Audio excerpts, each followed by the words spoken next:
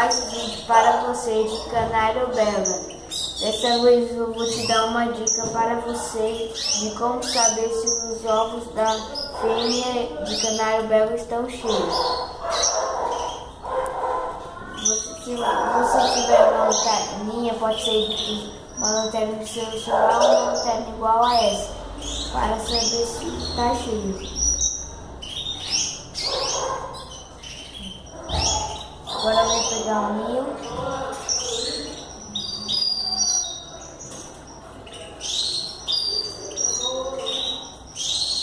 Já tem 6 dias que eu coloquei ela para chocar. Quando tiver 9 dias, já vai nascer os filhotes e eu vou fazer mais outro vídeo mostrando os filhotes.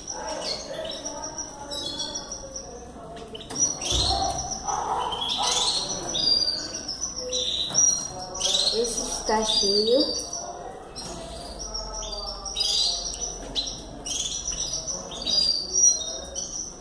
Esses também estão cheios, né? Tem que tomar muito cuidado para não quebrar. Esse está cheio.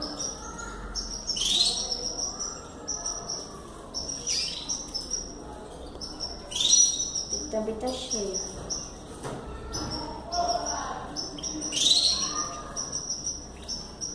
Olha, esse também tá cheio.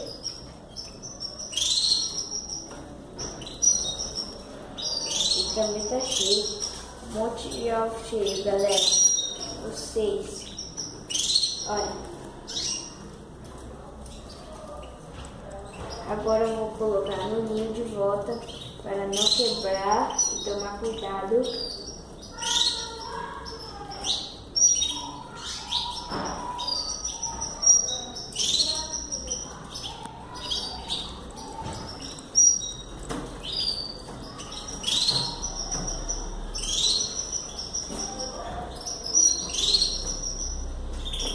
Agora eu vou colocar dentro da gaiola para não correr risco de quebrar.